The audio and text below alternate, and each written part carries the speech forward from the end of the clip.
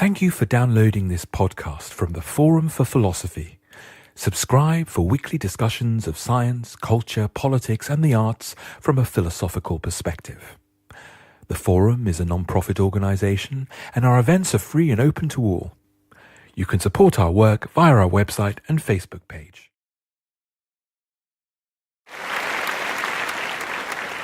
Good evening, everyone. Many people see themselves as allies, standing alongside members of an oppressed group and joining the struggle for social justice, while themselves not members of the group. Tonight we're going to discuss what being an ally means, and if, when, and why allies are important. We're also going to ask why some attempts at being an ally end in failure, and we're going to consider objections to the very notion of being an ally. I'm Sarah Fine from the Department of Philosophy at King's College London and fellow here at the Forum. And I'm delighted to introduce our wonderful panel for this evening. We have Carys Afoko, who's a co-founder of feminist organisation Level Up. She previously worked at Some of Us and the New Economics Foundation and was an advisor to Lisa Nandy MP. She also co-founded iStreetWatch.co.uk to track the rise of racist and xenophobic street harassment following the EU referendum. We have Dawn Foster, who's a Guardian columnist and author of the 2016 book Lean Out, about feminism and structural injustice. She also contributes to the New York Times, the London Review of Books and Prospect magazine, and is a regular commentator on the BBC and Sky News. And to my left we have Sridhar Venkatapuram, who is a lecturer in global health and philosophy at King's College London and founding director of the MSc in global health and social justice. He's the author of Health Justice, an argument from the capabilities approach, which was published in 2011, and he's a pioneer of the health and human rights movement. Thanks very much. Okay, so we're going to start with what seems like a simple question, and that is, what is an ally? And indeed, when or why are allies important? And could we start with you, Carys? Sure. I don't really like the term ally, so I'm not sure if I'm the best person to start with. I think, and I guess everyone will have their own definition. Okay, no one likes the term ally. So I think that the reason, I think part of the problem of why I don't like the word ally is I think it's used by people to make themselves feel good about themselves, number one. This is going to become a long list. And I think the second thing is there's a distancing and an othering inherent in the word ally. So then we get into this social justice is this superhero style fight of the goodies against the baddies, and then there are these poor people who are oppressed or marginalised or in some way disadvantaged, and we, the allies, like, this isn't gonna bomb because everyone looks really young. Anyone know what Captain Planet is?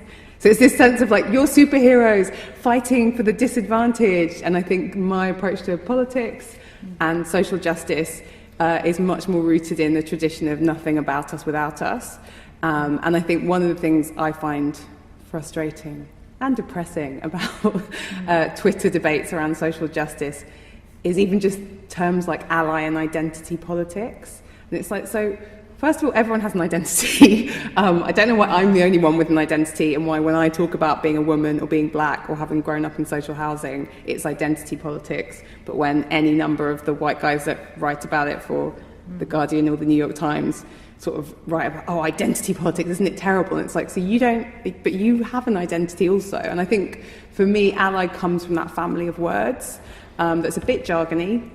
It's not a bad thing. I think it's good to want to campaign with and on behalf of people, but I'm not convinced it's ultimately helpful in social justice or sort of, I don't know, progressive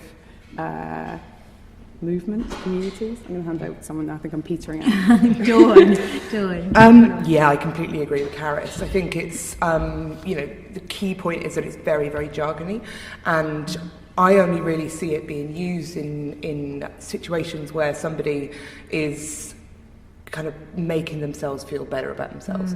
You know, like saying I'm an ally to people of colour, etc., is often used in a kind of, you know, kind of very self-reflective, you know, navel-gazing way.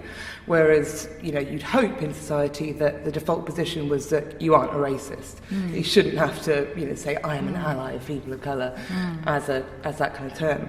And I think as well, it kind of decenters fights around social justice away from the people they affect, away from the people who are mainly organising. And I mean, just to give an anecdote, when I went to university, I'm older than most people in the room probably, like started in 2006 and thought I'd get involved in some societies. I was only just kind of, I'd always been quite political, but I was only just coming around to kind of feminism. Before that, I hadn't really thought it kind of affected me very much. And I went to look for a society that could, you know, fit in with that. And the society at Warwick University where I went wasn't called the Warwick Feminist Society. It had been started by a couple of people and called the Warwick Anti-Sexism Society. And I thought that was unusual, went along and was surprised that half of the society executive were men. And when I went along to the first meeting, they were talking about the fact they were selling T-shirts that had the FHM logo on, and underneath said, "Feminism helps men." And basically that society went, you know, it seemed to spend more time trying to get men involved in feminism than actually fighting kind of things on campus. So I ended up with two other people, trying to get the university to give students maternity leave if they got pregnant, trying to make sure that the campus nursery wasn't just for you know, staff members, it was for students as well, especially mature students, and trying to make a pregnant students kind of emergency fund that was separate to the normal hardship fund, so that if students got pregnant, they had somewhere to go to. And I had to do that outside of the society because the society spent all of their time, you know, making overtures to men, trying to get them involved, and less time actually fighting kind of sexism on campus. And I found that really problematic, and I think I see that a lot in a lot of the discourse we see around, you know, around this sort of thing now. And I think, you know, people become very, very preoccupied with the concept of being an ally, and it's very, very individualistic. It's all about the individual. It's all about the person that is calling themselves the ally. And I think you can build a movement and involve a lot more people without kind of centering it on individual people and that sort of thing. So. Basically, completely agree with Carys.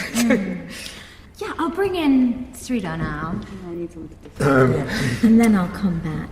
Yeah, no, it's interesting. Thank you very much for including me. It's been an interesting opportunity to think about just what I think about being an ally or the word ally. And I'm also really kind of surprised that, you know, that both of you think that ally is just not a good concept or a term. I guess... So there's two ways that I think about it. One is that I think about the importance of collective action and why allies are important in collective action. And I guess one of the primary places where I learned about being an ally is within my own family. And so in terms of my brother and sister and my parents and the dynamics, and the question was, you know, are we going to help each other accomplish certain things, or, you know, sort of be able to say that something was totally unfair? Are you going to back me up or not? And so there were lots of conversations about, you know, are you going to, you know, if I go and say this, are you going to help me or not? And I think that's the kind of training where it's like, why is it important? And so it raises questions about, even if I don't have any stake in that particular issue, am I going to back him or her up?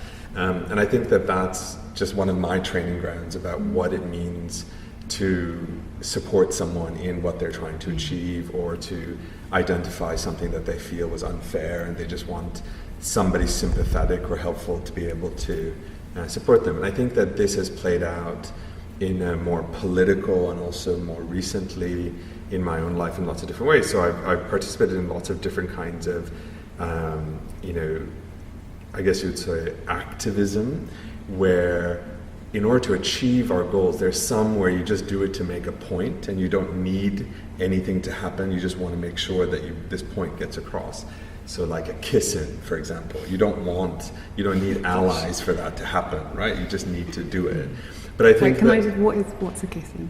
Oh, have you never done a kiss-in where sort of lots of different kinds of couples basically kiss in public in order to claim the space as being accessible to them as much as anybody else, kinds of stuff. So, and so this is particularly important in a homophobic environment where you need to be able to say this space is as ours as ours. But there are more other kinds of sort of activism that requires us achieving certain kinds of ends, and in order to do that, usually around institutions, usually around social institutions, it requires lots of different kinds of resources and skills and people at different levels. So you need to be able to build alliances with people who may have similar struggles, who may also want to help you because they see a parallel to something that they've done, or people recognize that this is something that they should be spurred to do. So I think being an ally, building alliances are quite fundamental to social change. So I'm really quite interested in hearing more about why you think allies and allegiances are not useful. But I quite like that framing of maybe we're just used to the jargony, but I think allegiances, and I think the family analogy is a great one. So the organisation that I co-founded and run, Level Up, is a collective action organisation. You can sign up at www.welevelup.org. And it's an organisation for anyone who wants to work together to end sexism in the UK. I guess we call our supporters or followers members, and I think that there's a difference. Let's use the family analogy because I think it's one we're all familiar with, and one that applies to lots of activism. If you and your siblings are going to band together to take on the injustice of mum and dad. Bedtime, it's too early. We want to do it at 9. And sometimes it's going to be things you care about, and other times it's going to be stuff that you're like, I kind of like broccoli. I don't think we need to have broccoli banned from dinner. But in all of those instances, you're identifying as allies within the family and as siblings. And I think what sometimes I see online, and online activism, which my organisation does a lot of it, isn't all of activism, but I guess it's the most visible part, and it's the most visible part to most of us. We're all sort of scrolling through Twitter and Facebook. I think often on the internet and on social media, what you see isn't that family analogy of I have skin in this game, I'm a member of this family and I'm not okay with homophobia on my campus or with racism on the streets of the UK, which is, I made a website about that after Brexit with a friend, but it's a sort of, these poor people are suffering, and I, the benevolent person who is not suffering and who does not have an identity, or I, an ally, will help them. And I think that isn't, the word ally doesn't mean that.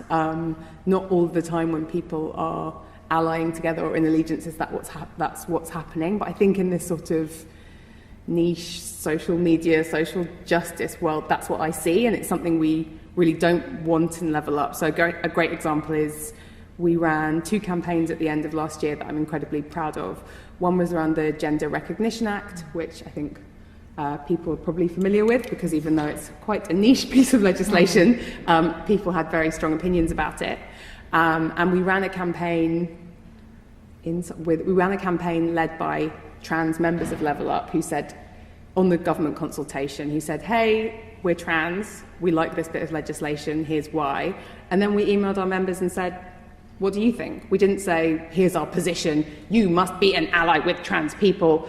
We made a form to hack the consultation. Stonewall had done a really thorough, very geeky form that people like me with short attention spans hadn't got around to filling out, and we made something that took 5 minutes to fill out and said, add your voice.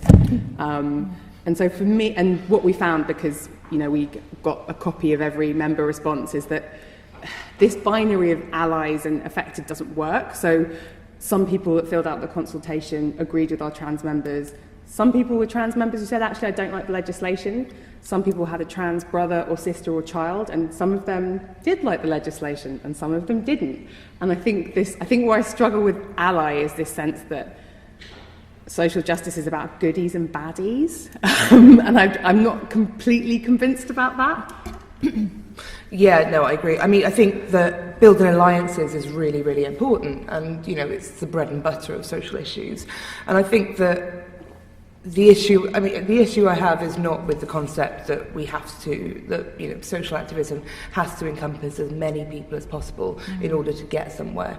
Obviously, it should be led by the people who are most affected, but I think that if you see any form of injustice in terms of structural injustice, in terms of economic and social injustice within society, or even just like somebody being attacked or abused in the street, you shouldn't walk past and leave that happen. If you see an injustice in society, you should do everything that you have the power to do to combat that. I think the issue I have is with individualising it and making being an ally part of your identity itself, because that kind of, I think that it kind of moves away from activism and instead looks more at kind of individual conceptions of self. So often, just to take the example of the anti-sexism society that couldn't use feminism because it was too exclusionary a term, etc.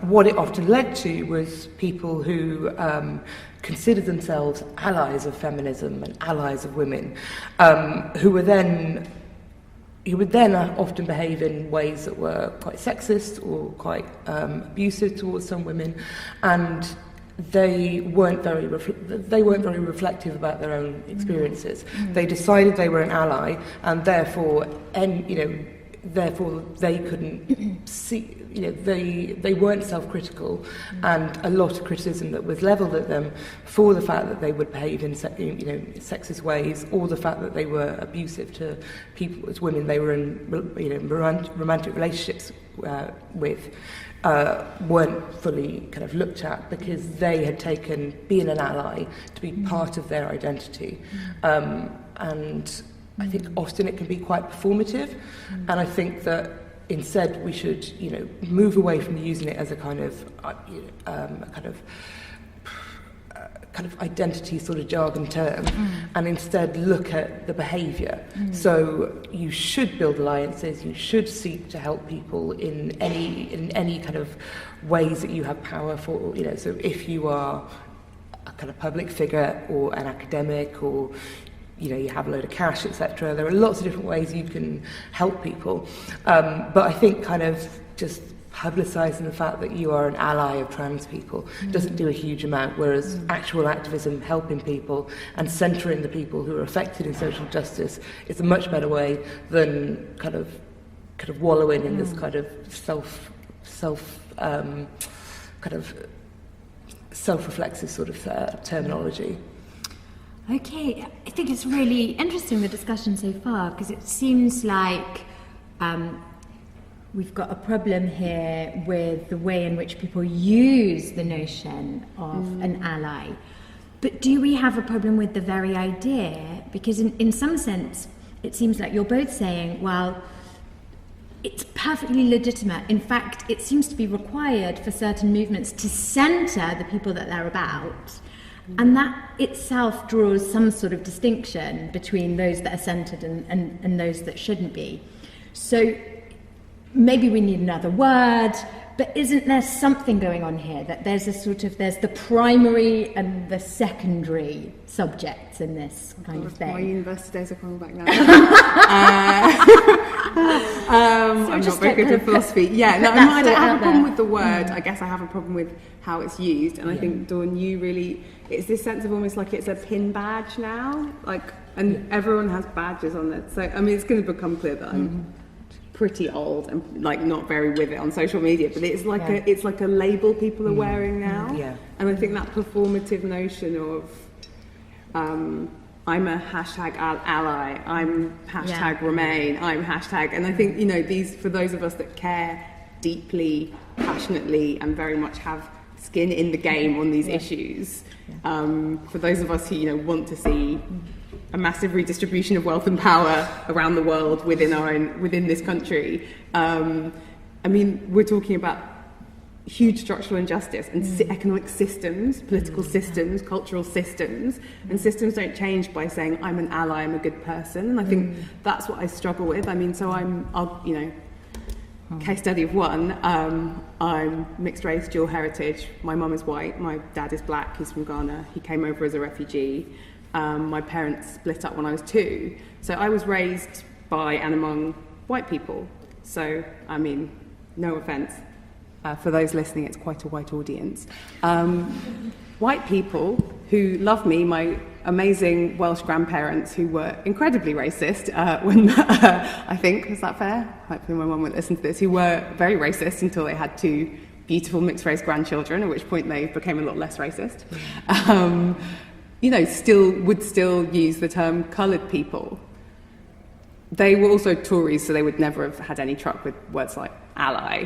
But I think I grew up in that complexity of white people that love you can also be racist or say racist things. And so I think there's just some knee-jerk kind of impulsive, almost just gut reaction and kind of gag reflex when someone says, I am an ally. And you're like, cool, what does that mean? Because actually this stuff is lived. And I think Level Up, we're a feminist organisation, we're open to everyone, we're a feminist organisation, we're not for men or women or any particular gender. Everyone, in my opinion, can be a feminist. And maybe it's a luxury of campaigning on an issue that is so cross-cutting and impacts on all of us. What does it mean to be a feminist ally? I'm not really interested in a man coming and saying, well, I'm an ally and I gave you £10, although please do donate. Always looking for money. But I am interested in, how do you live your politics? Do you invite the young junior woman that's just started at work to speak in a meeting because you've noticed she's just taking notes and feels nervous? Do you split childcare with your partner? Or do you have a conversation about childcare with your partner rather than defaulting to the person that has the baby looking after them? And I think this stuff, for those of us that really care about big systemic change, that stuff is more important than the words. But then I would say that because I find philosophy stressful. Well, I'm just going to bring Sridhar in, and then I'll open the floor to the audience. Yeah, just quickly, it's really interesting to hear these comments.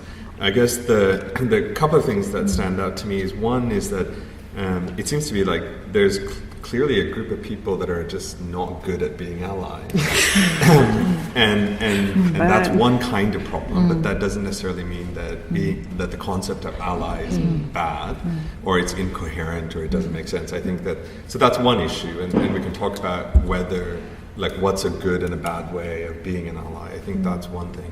The second thing is that for me, this idea about identity is really interesting because I grew up in lots of different countries, but I also travel quite a lot, and and I see social inequalities of all different kinds. So it's not just race, class, gender, and sexuality and age. Sometimes it's geography, sometimes it's ethnicity, sometimes it's tribe, and so and sometimes I'm really incredibly powerful in one location and not so much in another location, and so it's always really interesting for me to see standing where in the world and what kind of position I have in relation to different kinds of groups and people.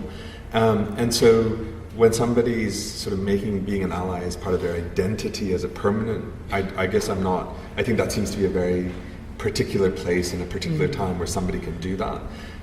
But I think we should all start thinking much more globally about what's happening in the world and start thinking about, how do we not only sort of act locally, but we also need to be considering, what is our sort of relationship to other people and other places that we can't see, but maybe because we have so much capacity for action, and what is our role as potential ally for their struggle and stuff like that. So I think that there is not only to be able to say to someone, you're not being a good ally, but for us, I think we have a lot more, no matter what activism we're doing or what we're not doing, there's a lot more for us to even think about in a global picture. How can we be better allies for lots of other people as well? So that would be the two things. Okay, so much to think about. I'm going to open to you guys now. We're going to go on to think about why some attempts at being an ally fail. But in the meantime, does anybody have questions about what we've heard so far? If you do, raise your hand. Thank you. I'm not sure this is relevant, so please interrupt me if it isn't. I think what an interesting subject to also be discussing is pseudo allies. So you have the Conservatives who ally themselves with the working class, when in actual fact, they don't give a damn about them and want to see them at best completely wiped out and at worst. I mean, at best, live in poverty forever and at worst, completely wiped out.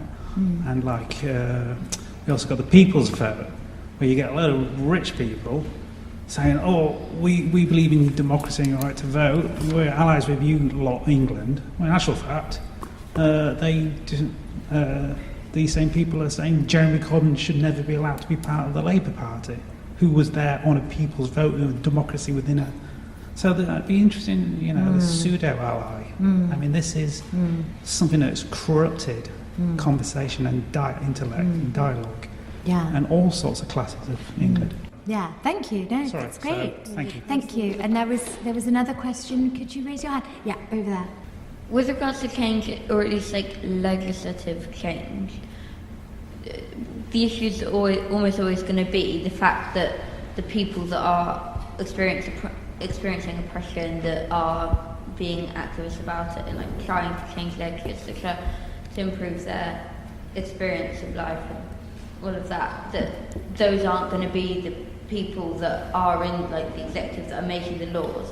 And therefore, in order for those laws to be made, people that aren't part of the group being oppressed need to support that cause, at least to an extent, in order to just say I and pass that law. And so,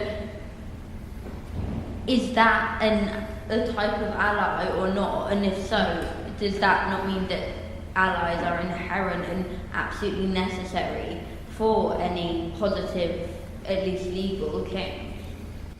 Okay, fantastic. Thanks. So I'll put those questions back to our panel. The question about pseudo-allies and the question about don't we need allies for legislative change because, sometimes the people in power are the ones that we need to do things. Can I start with you, Dawn? No, I agree. I think the point on pseudo-allies is essentially what me and Carys were getting at, which is, I think, one of the reasons why focusing on ally as a term is often very unhelpful is the fact that it kind of reduces people down to good people and bad people. And actually people are a lot more complex than that. People can behave in different ways in different settings. They can... and also kind of, like the feminist movement, kind of anti-racist movements, all sorts of movements are equally complex.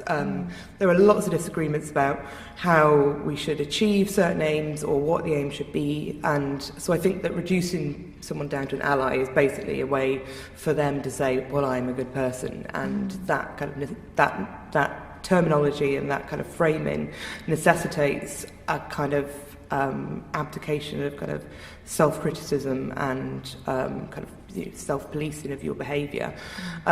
So I think that using that terminology and using it as a term of identity is an abdication of responsibility. So it's quite unhelpful in that way. I think that the point about legislation is really, really key to what you were saying earlier about the fact that we need to build alliances because, I think that there are lots of different ways that we can achieve a better standard of living, a better standard of, economic justice and, fully get to the place where everybody has the human rights they deserve. And it's not just legislation, there's lots and lots of different things that you can do to kind of improve people's day-to-day life.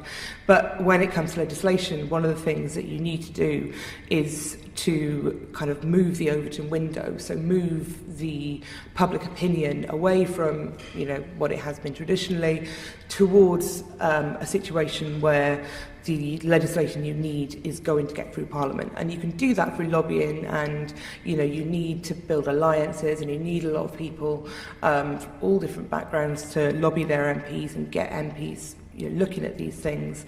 So you need the alliances there. I just think that focusing on an individual to get them to subscribe is often a bit of a waste of time. So I think that you need the alliances because you need a critical mass of people who can ensure that the Overton window and public opinion is shifting. So I think that having allies is really, really key there. I just think me and Carys are unconvinced that the terminology for individuals is not necessarily helpful. Do you want to come in? Yeah, I think they were both great questions. I think they were both relevant questions, just to your point. I don't think I have much to add to Dawn's point about pseudo allies. I'm conscious I came in critiquing jargon, so I don't want to encourage more jargon. I think maybe where I'm ending up, because I like to change my mind in the middle of a panel, I think where I'm ending up is, does anyone watch Game of Thrones? So I think what I like, there was a guy there like, of course I watch it, am I an idiot? I'm sure many people listening also watch Game of Thrones. We're all looking forward to the final series. So I think what I like about that and my understanding of politics, which may show what a cynic I am, is that there are allegiances in Game of Thrones, but everyone is self-interested, and no one is really hiding that. I haven't watched it in a while, but it's pretty clear everyone's in it for themselves, every family, every dynasty. And not to say that no one is capable of altruism or that people don't act, to better others, but I think that understanding allegiances in that family model, that Game of Thrones model, rather than I am an ally. It is something innate in my character. I will help those that are helpless, I think, which is the connotations I have, which is maybe about who I follow on Twitter rather than how most people are using the word, which is worth saying. To your point, for question, I enjoyed it. I think I went to a conference recently, stay with me, where people talked a lot. It was for the women's movement, whatever that is. I guess I'm part of it. And someone talked a lot about, we must have people with lived experience in the room. We must have the people with the lived experience. And I spent the whole time thinking, what does that, So I get your point, and I know from having worked in Westminster that it's not super diverse in the House of Commons. It's getting better. House of Lords is quite diverse, actually, for those that are interested. But it's not a big range of people. They tended to go to the same universities and in some cases the same schools. And there isn't a huge diversity of political opinion within that, although again, I think that's changing and polarising. But all of those people have lived experience. It's just from a pretty narrow walk of life. So I think what we shouldn't do is get into this situation of there are people who are marginalised and then there are those that save them. There are people who have lived experience. I mean, the great example is something like disability or mental health. All of us know someone who has experienced depression, and probably all of us have a friend or a family member who has a disability. And so what we have to do is get out of that mode of thinking of there are these poor people who have tough lives, and then there are the people that save them. And that's why I think Game of Thrones is a bit more of a useful sense of we should all be forming allegiances, but organising around our collective or individual self-interest, and not some notion of being a good person or being a helper. That's really sad that you think Game of Thrones is the way that we should think about it. Sorry, I'm a real cynic. I just wanted to... So this idea of a pseudo-ally, I think, is fairly clear. I think that people form short-term, self-interested relationships of various different kinds in order to achieve what they can for whatever reason. And so I don't think that's sort of really comforting. But I really like this last comment. And what came to mind is that, so in global health, and when we think about health policy and think about something just so simple as like, child education or child vaccinations, and you want to achieve this thing, what you're going to have to do, and what most people do, and if you actually do it right, is that they sort of map out all the different, who's going to be against it, who's going to be for it, who's neutral, what do we have to do in order to get enough votes for this kind of stuff. So I think that, in that kind of situation, we use this idea of who's pro, who's the ally, who's going to be able to come. So I don't think that that's controversial. I mean, I think that is what it is that when it comes to vote, will they be on our side or not? And we can count them in. And that, I think, is an ally. I just wanted to build on that, which is that it's not that's the confusing bit, it's the long-term struggle that's the confusing bit. It's not, will they vote yes today? It's, will they vote yes consistently over the long term? And this is the thing about, so when I was in graduate school, one of my favorite classes was a negotiation class. I don't know if anyone's taken them. I highly recommend you do this. It's a fantastic class about, when you're negotiating one-on-one, when you're negotiating on one issue, when you're negotiating with multiple parties, with multiple issues, and you build up to these complicated things. And there's a lot of theory and framework about how we make sure that everybody tries to get as much as possible, and how do we do that? But what sort of negotiation theory failed at, and I think maybe it's moved on from there, is that people who are have to negotiate like that constantly over the long term, and there isn't a way for us to think about how we live amongst each other and with each other and constantly do this not just once, but we have to do this repeatedly. And what does it mean for us to be supportive and also ask for support in a variety of different places over the long term. So I think that's the more difficult part that I don't have any answers for is, can we expect? What do we want or expect from people who we think should be our allies, not just once, but over the long term? And if we are going to be allies, not just once, but over the long term, what is it that is expected of us, and what should we do or not do? I think that's, for me, an uncertainty about what's going on.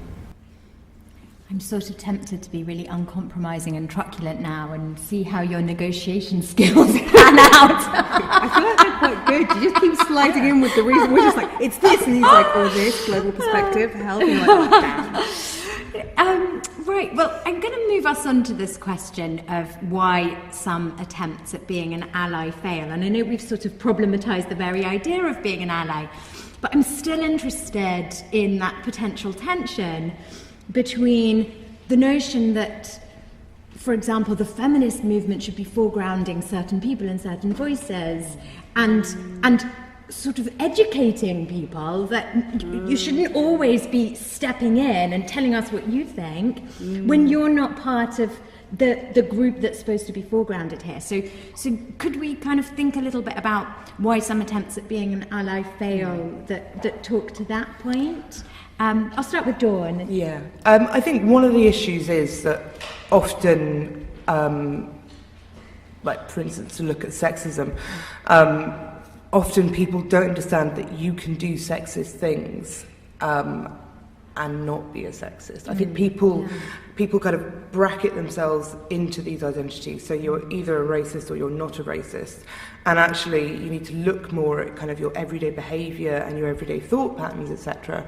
Like the whole Liam Neeson thing, where he said, I did this terrible thing and I shouldn't have. And there was a lot of discussion about, what a lot of my friends found frustrating was that the discussion was about whether or not Liam Neeson was racist. When my friend said they would rather the discussion was about where that action came from, it was very clear that action was a racist action, it was a racist response. And they wanted to see more discussion about where that kind of response came from, what the reaction should be. Whereas a lot of the discussion was simply like, is Liam Neeson racist or is he not? Was it, And so I think that often if, for instance, you kind of try and kind of engage somebody critically and say, you have you have behaved in this way, it's problematic, it's sexist. Often people take it very personally and react very badly. And I think if you kind of, if for you being an ally and that terminology is very important to you, it means that often you're not very open to the criticism. So I think, I think often it can fail when you try and bracket people, when you buy into these kind of binaries of identity and and that sort of thing. So often that can fail because people tend to react very badly. I mean, sometimes if I have a discussion with a friend and I say, you did this and it really, really annoyed me, sometimes friends, will respond, I'm really sorry, I'm sorry that, I behaved thoughtlessly, I won't do it in future, and they'll be reflexive.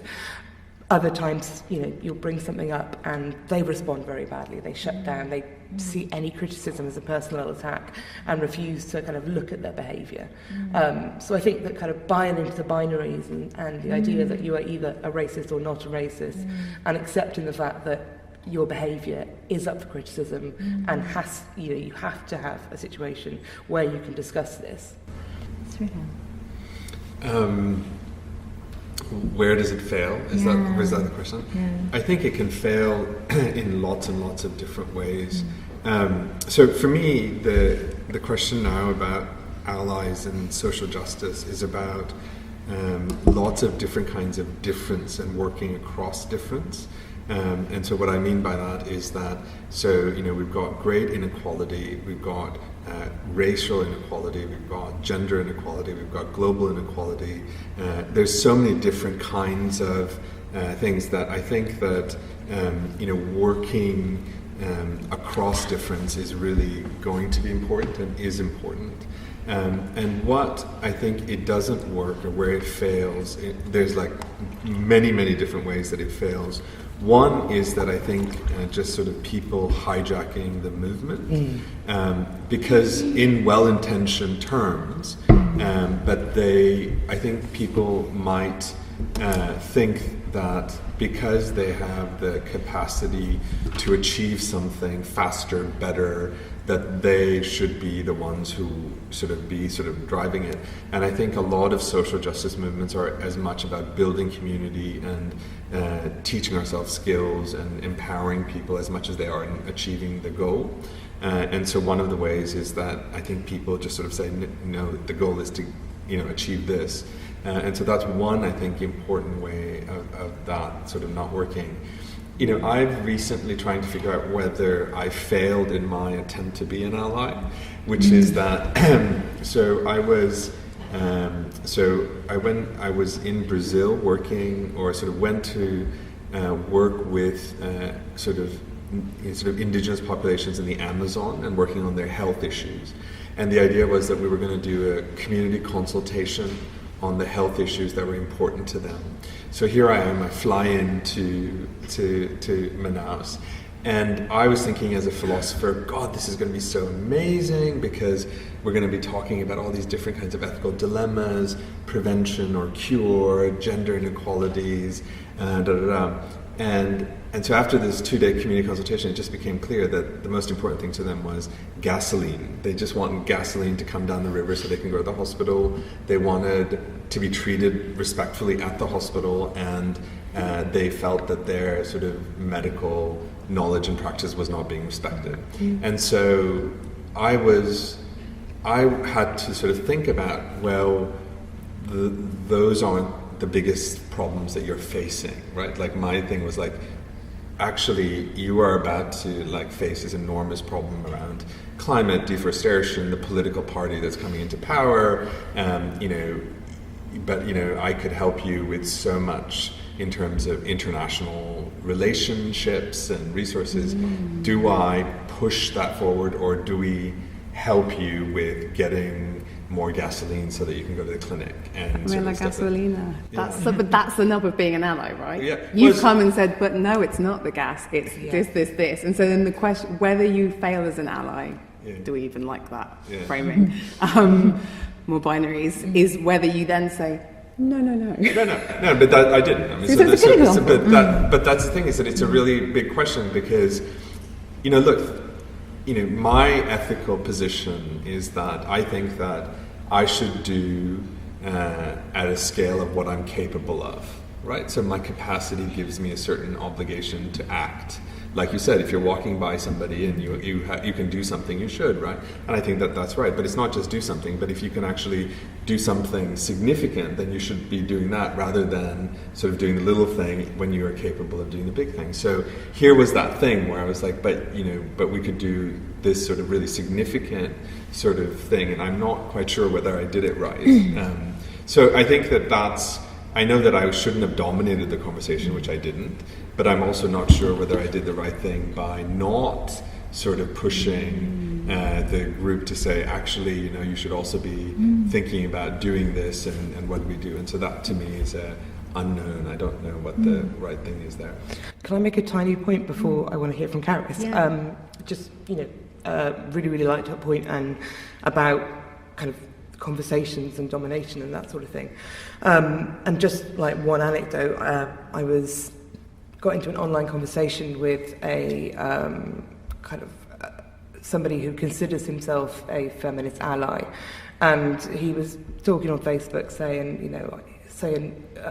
just for some reason he just decided to write a status update saying that he found it so disheartening how many young women felt the need to wear so much makeup, and it was just really, really, really kind of got him down that women felt they had to do this, and it was all the patriarchy and these poor women, and it just, I read it and it annoyed me on multiple levels. I was like, have you asked any of these women why they wear makeup? And he had decided that they felt the need, they felt they had to. And I'm a woman. I really enjoy wearing makeup. I like it. I like painting and drawing as well. And for me, it's kind of part of self-expression. I really enjoy putting it on. I enjoy wearing it. Also, for my job, I have to wear it a lot. I'm on television a lot. But also, I'm also a woman with a disability.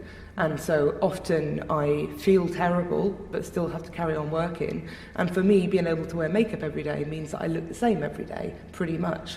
And so that enables me to feel a lot better about the fact that day to day, based on kind of how my disabilities are that day, I can feel terrible or I can feel great, but I will look the same. And for the most part, that means that people don't treat me differently as a result. And he just fully dominated the conversation. He hadn't spoken to any people. He had just sat there and just thought, I'm an ally, but in an ideal world, none of these women would wear makeup. They'd be free of the shackles of lipstick, etc. So, I found that really, really irritating. And I think, it's very, very key. Like, when it goes wrong is when allies dominate the conversation. They take the kind of key kind of ideological tenets and then apply them in a certain way without actually still centering the people who are at the heart of the movement. Thank you.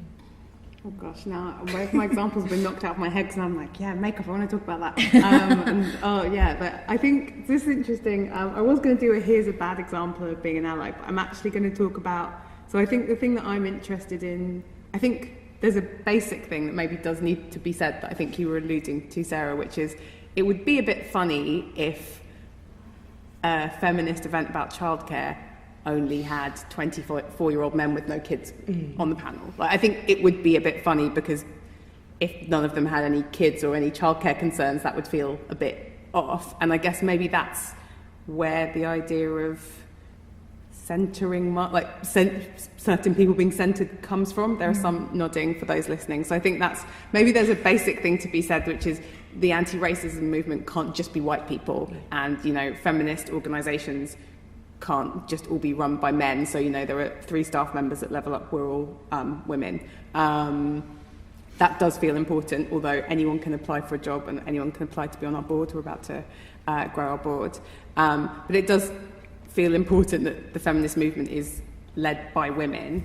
I think that the moment we're in now, which to me is a politically quite scary moment and a very polarising moment, is one where those of us that can hold the complexity of there being grey areas need to start doing it. So a great example would be our biggest campaign of last year on media reporting around domestic violence. So one of our spokespeople, so it was a campaign around 2 women are killed every week in the UK by a current or former partner. 2 women every week.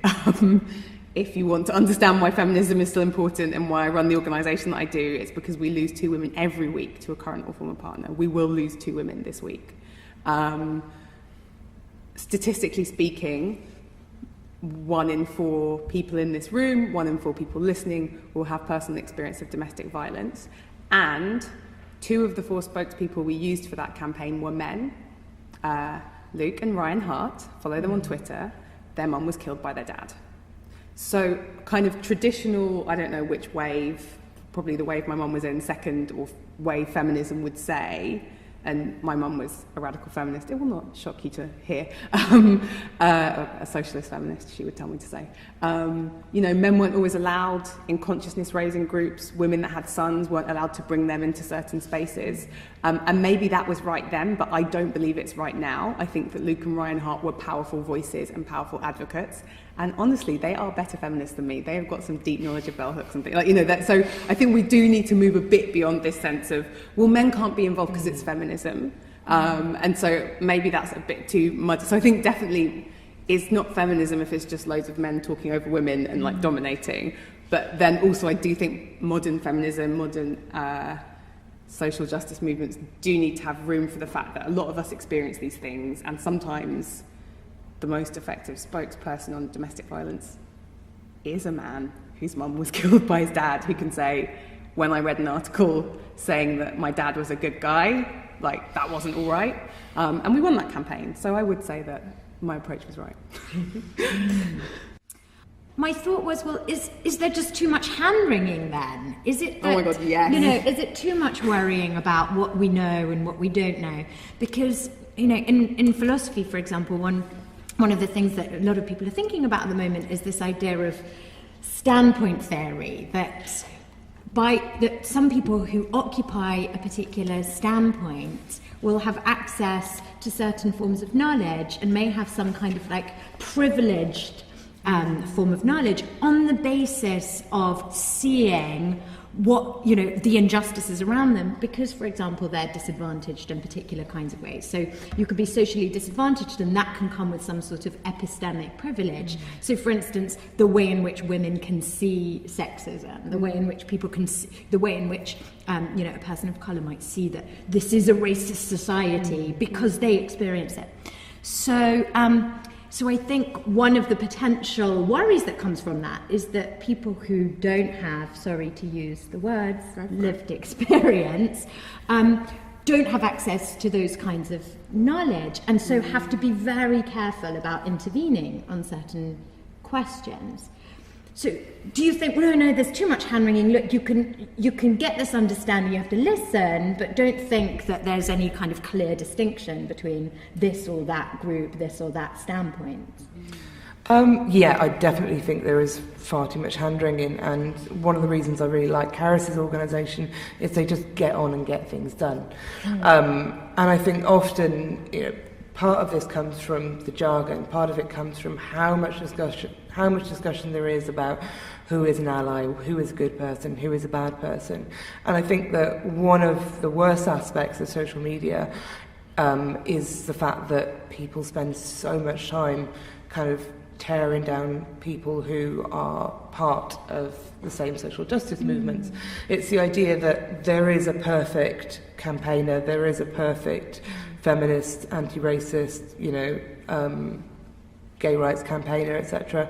And people are very complex, people are very flawed, people are also trying very hard, and I think often there is a tendency because if you spend a lot of time criticising other people, people assume that the person who is doling out the criticism is a good person.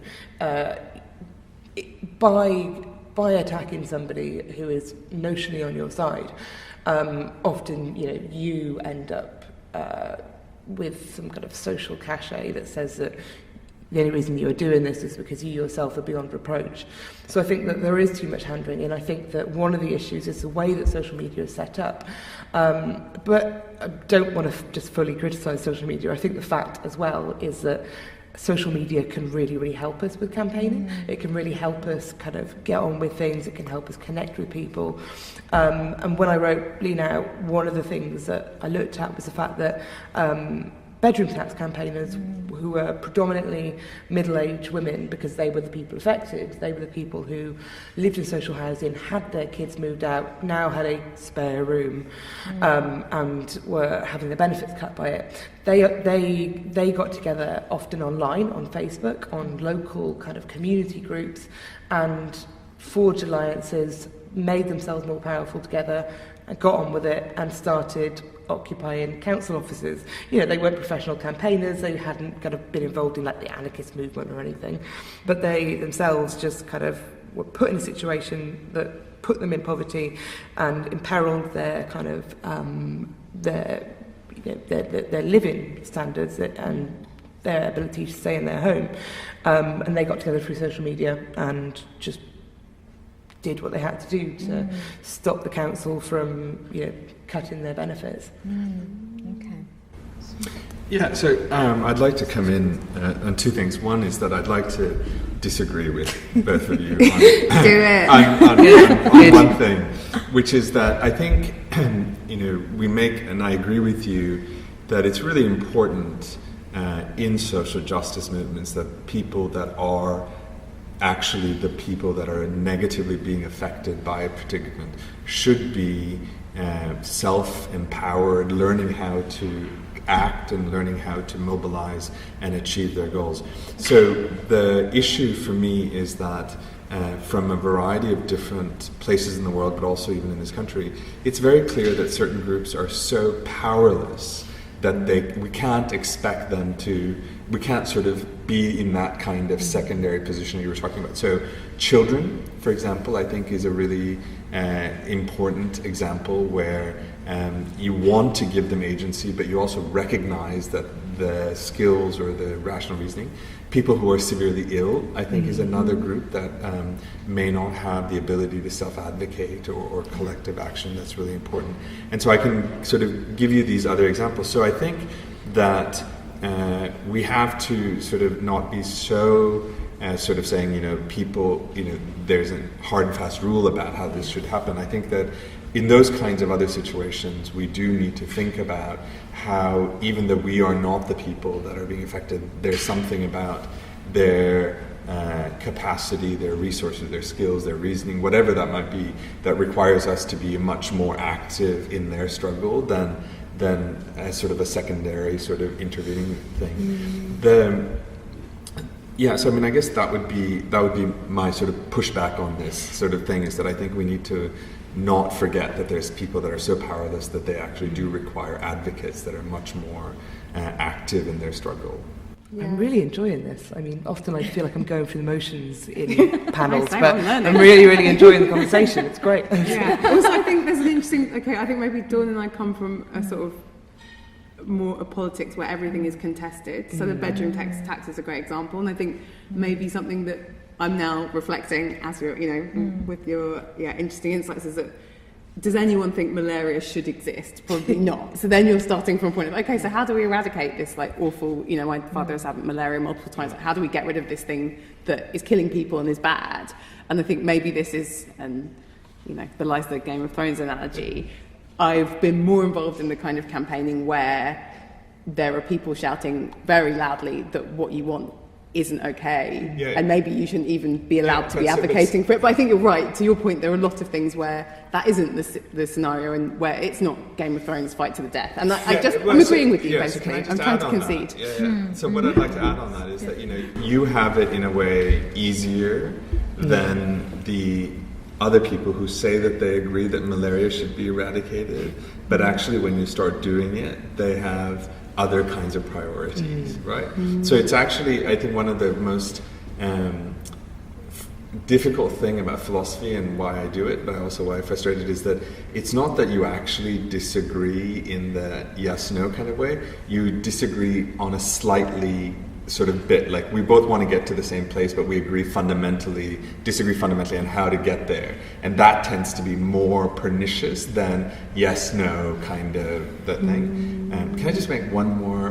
Yeah, please. I just remembered one of the other things is that, you know, it's very interesting that we haven't used the word solidarity at all so far, and one of the things is that you two seem to be much more on the Facebook, Twitter activism bit, which I think is really interesting because I guess ally in some way brings or sets up this idea that an individual is the ally, and I'm wondering to what extent this whole sort of public space that's now dominated by Twitter and Facebook, where it's individuals behind it rather than groups, is sort of shaping the conversation about what we're doing. And I think that for me, I think we need to think much more about, as I said, working across group sort of differences, and how do we organize it, and how do we change the word ally not just about individuals but like groups being allies as opposed to individuals, and how do we get that public space back to groups rather than particular individuals sort of being good or not. You have this face like I was just going to say, well, this is a perfect moment to actually think about exactly that. So to think about where do we go from here? How do we foster these communities of solidarity and, sometimes resistance, given the kind of period that we find ourselves in? Do we want to do away with this concept of ally? Is that the best way forward? Or do we want to think about it more collectively? Or do we want to unite it with, deeper thoughts about structural injustice? So what do you think? What is the path? Well, I think that individuals have a great amount of agency. I do. In different places in the world, you have more agency. You as an individual, if you travel to different places, you will just have more agency in some places and not so much in other.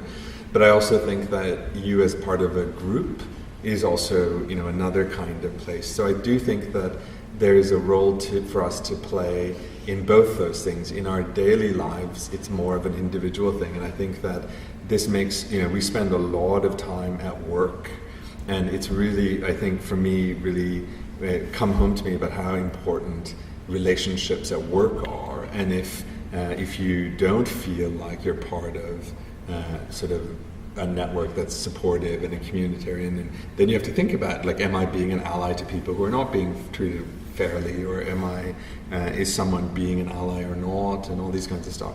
But then, sort of we also have to think about in our community and as part of groups, and how do we build stuff. So I do think that, for me, ally brings up more this, like, what kind of relationships are you having with people in sort of different kinds of socially unjust sort of relationships. Like that's what the question, are you an ally, are you a good ally, raises for me. Okay, I think I know what I think now. Perfect. Had a bit Towards of a the end. galaxy brain meme where I was like, oh my god, these questions are too big, I have no idea what I want to say, but now I do. Social change, politics, whatever you want to call it, it's a team sport, so you need to be on a team if you want to make change. My view is ally is not a team. So view this as a verb, view this as an action, but team ally doesn't exist, and if it does, I don't want to be on that team. It's the people that want to wear a pin badge and they want to roll up their sleeves and make change. So yes, pick a team, pick a tribe, hashtag your Twitter profile, or put a vote Labour or vote Tory poster in your window. I increasingly believe that offline binary also doesn't exist. So I talk a lot about the internet because I think we live a lot of our lives online. That's a whole other podcast. But ally doesn't really mean anything. So be a feminist or a conservative or pro-Brexit or anti-Brexit and ally with people and listen to people that know more about an issue than you do. If you don't have any kids and a mum is talking about childcare, listen. But beyond that, the opinion I formed, which is pretty much the opinion I came in with, but I've got more nuance to it now, thanks to everyone on the panel and the smart questions, is ally isn't a team. You can't organise around being an ally very effectively. So that's my view. Feel free to disagree. That's brilliant. Thank you. Dawn? No, I just completely agree with Carys. I mean, I really like the I really liked her phrase, like, social justice is a team sport. And, the problem I came in with is that, I think it seems a relatively recent thing that people are self-identifying as allies. And essentially, you're trying to, saying, oh, I'm an ally of people of colour. It's like, well done, you're not a racist. But, I think solidarity is key. It's, very, very important to me. And I think building solidarity, you can be a comrade instead of an ally. And I'd be happy with that. I think the kind of individualised self-identification worries me a lot, because it looks at kind of individualism, and it kind of smacks of Thatcherism to me, when what I want is more solidarity. What I want is bigger movements that encompass more people. People work together and focus less on themselves and kind of what they can get out of it, and more about what we can do to make the world that we live in right now better within our lifetime for everybody who needs it. Very inspiring. Very inspiring. Anybody want to come in at this stage and ask our panel some final questions before we wrap up? Or disagree. You're allowed to Or disagree. Okay, we've got a question over here. Can we wait for the microphone? Thank you. It's not really so much a question, but it's just something that's been sort of coming into my mind throughout the evening, and that was the thought that during the Second World War there was a lot of speak of the Allies. I guess it was a very collective phenomenon, and also, of course, comprised of individuals. Thank you. Yeah, okay, we've got a question at the back. So you've been talking a lot about how social justice is a team sport, which totally makes sense. But my question is sort of, obviously in some movements, like in feminist movements, you have sort of this rift between black feminists and white feminists about when black feminists bring up some structural issues of feminism, they might get some blowback from it, in a more general sense.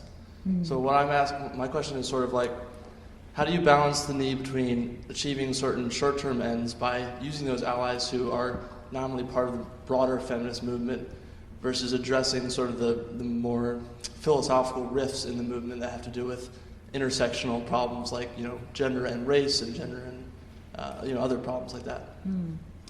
Yeah, great questions. So we've got the issue about, allies in the Second World War. Are there parallels? I thought that was a good analogy, by the way. You're on my team Game of Thrones.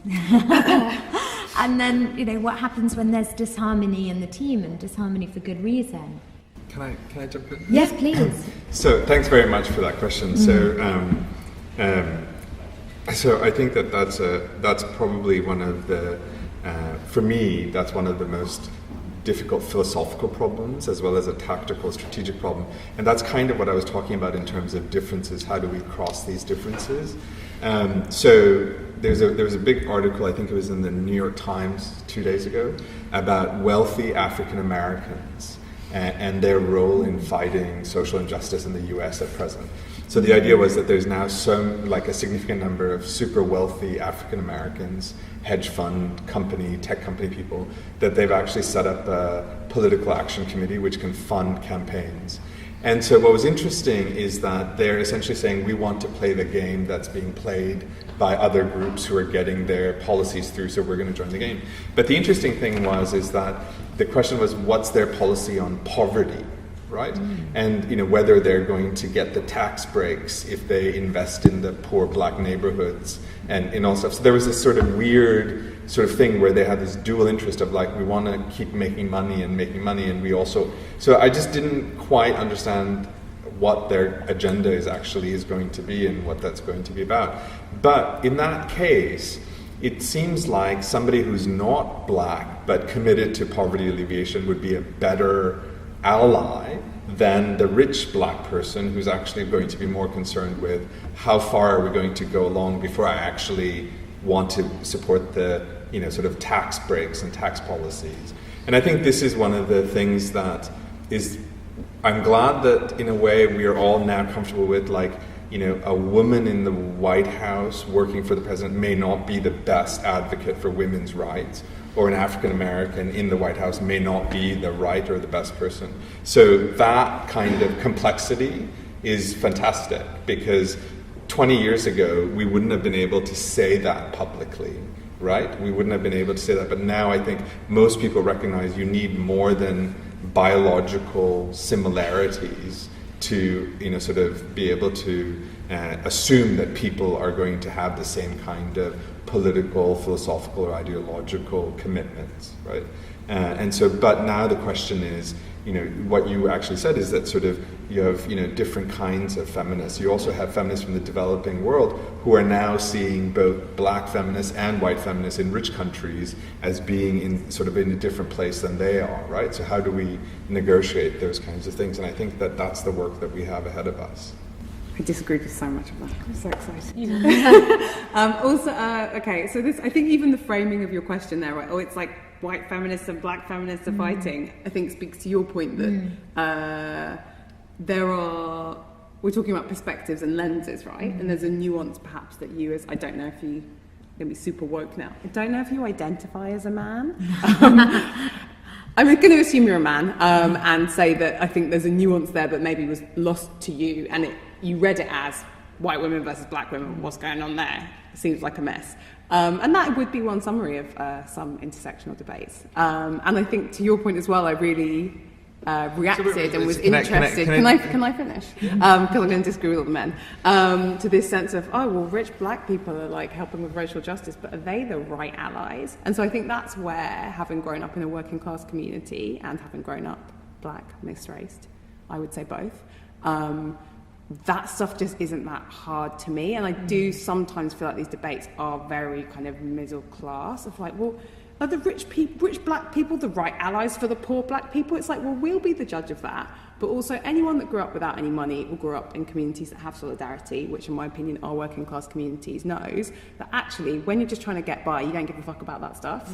And I think that is the meaning of a tribe or a community that Beyonce gives to Black Lives Matter. Everyone had a go at her, so eventually someone made it public. But of course she gives to it, because of course she cares about police brutality. And if you get it and you have skin in the game, you also don't have time to explain that to people, because people are dying, women are dying. So I'm 6'2", for those who can't see me standing up. My two younger brothers are taller than me. They live in London. They experience racism. Any, social mobility that we've experienced from going to university or whatever doesn't count for anything when my brother gets pulled over by a police officer. And so like that solidarity is understood on a gut and like blood level. And so it's not really for us to explain to you how does that add up when some of those people are wealthy and not. And I think if you're part of a diaspora, I think it's easier to understand. So I don't know if anyone's part of the West African diaspora, holla, but we have still the same WhatsApp content being sent by various West African aunties and dads, but like that's what I think, and this is the best thing I've ever tweeted, so I'll just keep talking about it until more people agree with it. If you want to understand 2019 or 2020, watch Crazy Rich Asians and watch Black Panther and stop reading long reads about Brexit. Like pop culture is so much more relevant in a lot of these conversations. These are two films that grossed so much money, were made with and by like basically two of the most geopolitically important diasporas in the world, which is the black community and the East Asian community. Apologies if I'm not using the right terms. But if you understand, like if you watch those films, which are both exceptional pieces of cinema, if you look how much money they made, if you look how much they meant to the communities that they were made for, then you're going to understand a lot more about being an ally and campaigning and organising than worrying about, oh, the white women and the black women are disagreeing, or why do the rich black people care about the poor black people? Like, people who are of those communities get it, and if you don't get it, that's cool. Like, you don't have to. Yeah, completely agree. When I wrote Lean Out, it was partly because I found myself really, really frustrated with the conversations about feminism in the media. So feminist activism, just on the ground, I was totally fine with. Most of it was around housing and around austerity, and the fact that when I wrote Lean Out, 80% of cuts affected women, and now it's 90%. So it's gotten worse. Austerity falls really, really heavily on women. So I wrote Lean Out because I felt that there wasn't enough discussion about the fact that economics and the economy that we live in is sexist. It kills women, it hurts children, it causes no end of pain to disabled people and people of colour. And I agree with Carys, most people don't spend a lot of time talking about the fact that there are conflicts within movements. People I know don't have time to discuss the fact that for 2 years a lot of kind of upper middle class white women in the media spent all of their time saying they didn't understand intersectionality. Most people I know didn't care. They were just carry on talking, we'll carry on campaigning. And so I think often these splits are given a lot more kind of attention than they need, and also most people just get on with it. They know what they want to do in the feminist movement. They know that they want to, Sisters Uncut, want to highlight the fact that domestic violence is losing loads of money and it's killing women and it's going to ruin lives and jeopardise so much social well-being.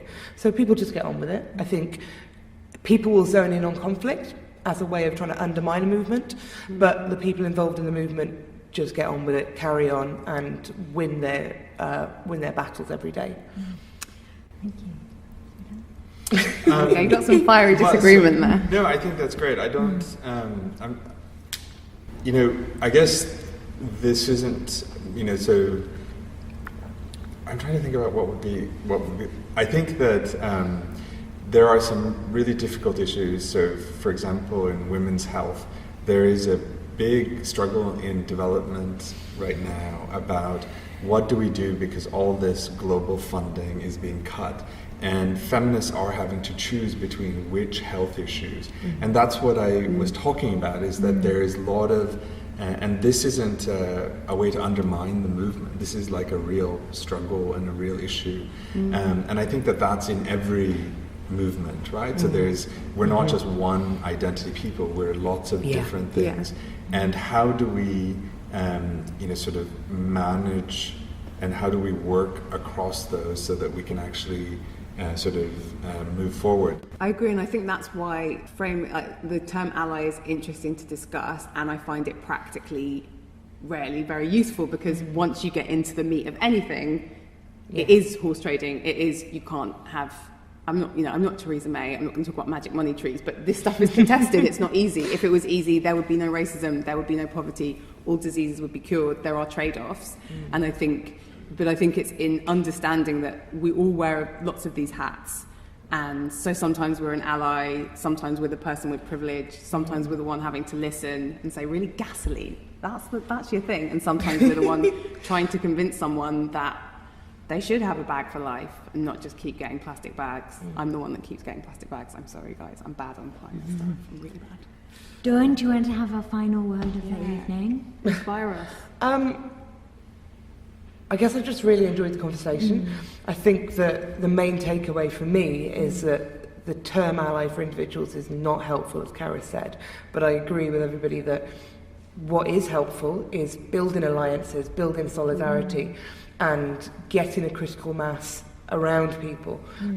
So I like the fact that we can focus more on groups, we can focus more on kind of personal alliances, but also kind of political and ideological alliances.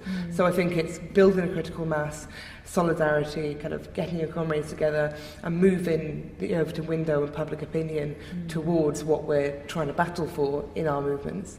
Well, I can't do any better than that beautiful summary. Thank you so much to our panel for a really nuanced and fascinating discussion tonight. And thank you, Sarah, for sharing. Sarah, that was so well